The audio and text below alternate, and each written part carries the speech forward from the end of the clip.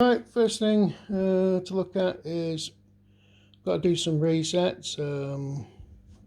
Subscriber pointed out on the Eastern Front the Russians do not suffer demoralization for urban hexes and population centres unless it's a specific group, which is Warsaw, Minsk, Riga and Odessa. Right, so I've had to address that because I've given the Russians demoralization for the Lodz urban hexes and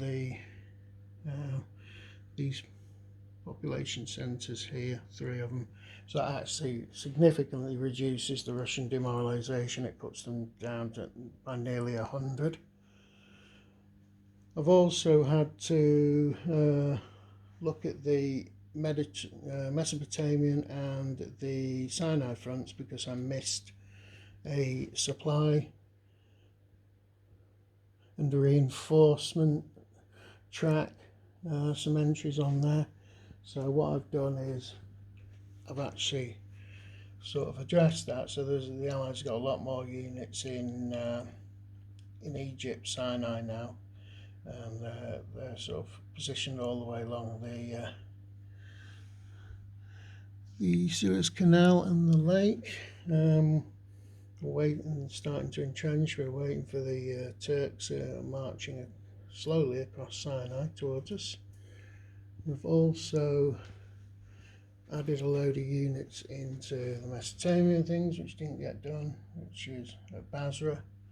So Basra's got quite a stack. It's got 8 Indian infantry brigades now defending it. Another thing we're looking at, as I mentioned, that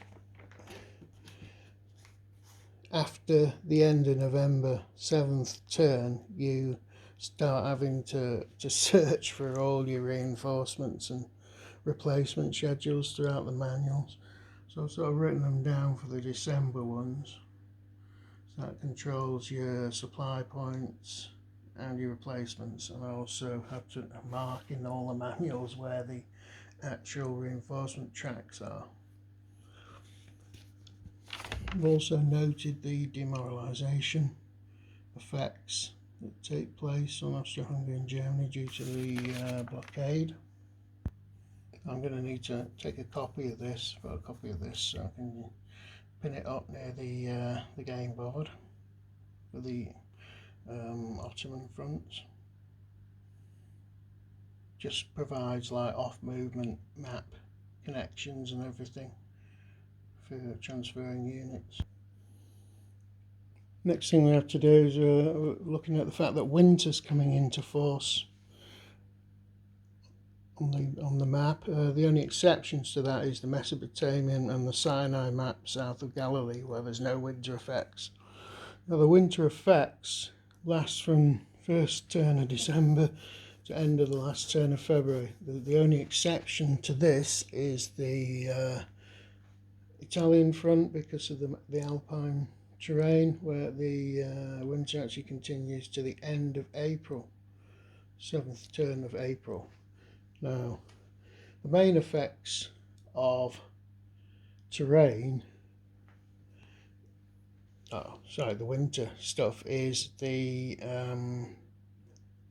supply point thing. So normally when you're attacking or counter-attacking, you have to be within a certain number of hexes for your units to attack or counter-attack at full strength, even though they're in supply. So, for example, if you're attacking in the summer months, so long as you are within 4 hexes of a supply source, which is HQ, you can attack at full strength if you're consuming supply points.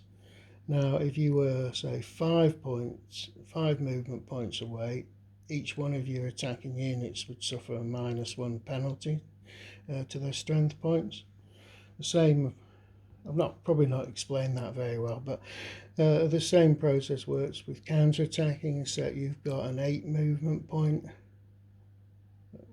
radius before you start losing some strength points. Now, the winter changes that from 4 to 3 for attacking and from 8 to 6 for counter-attacking. Now, the odd thing about this game, being a First World War game as well, is that the weather's pretty restricted. I can't understand why they didn't factor mud into this game.